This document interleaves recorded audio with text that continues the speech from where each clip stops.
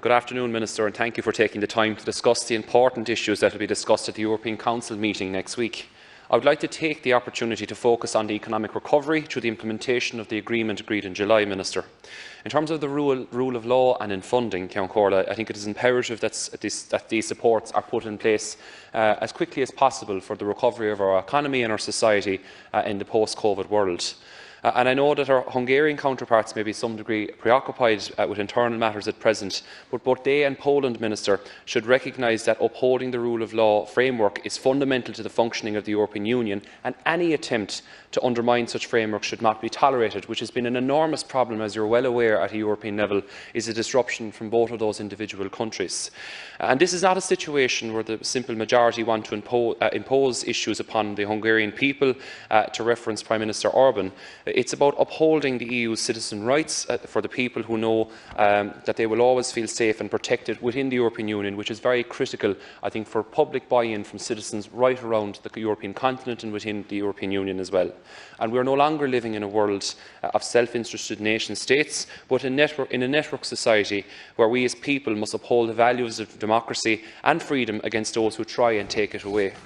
Such funding under the Next Generation EU, Minister, is hugely important for the recovery of Europe, and I hope that consensus can be found which maintains our fundamental values, but also lets us begin to I suppose, engage in an economic recovery which is critically important. And you know, it's interesting to see around the European Union, Count Corla, there's many different fantastic ongoing projects that are taking place.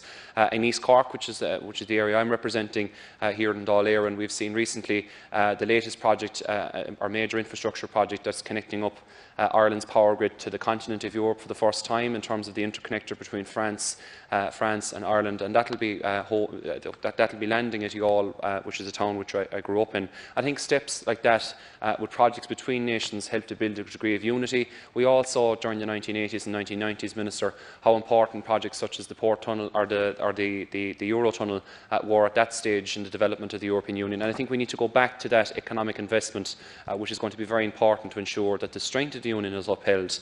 And that's very much a message I would love to see you feeding back to European colleagues at your next meeting. Also, something that's quite important to me in terms of long-term development and state aid is around our airports and our connectivity with our European neighbours.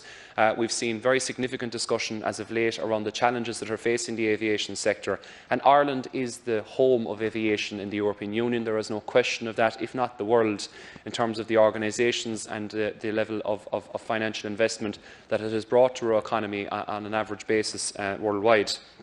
And we need to ensure that we're working with our European colleagues to protect that.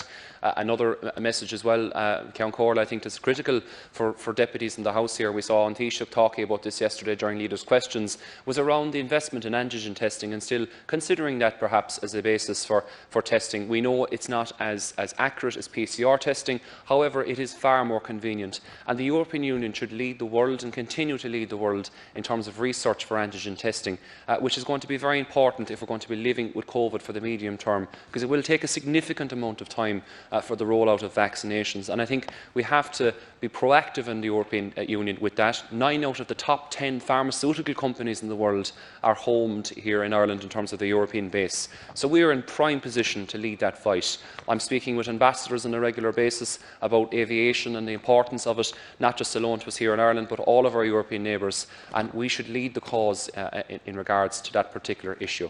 Gormagat.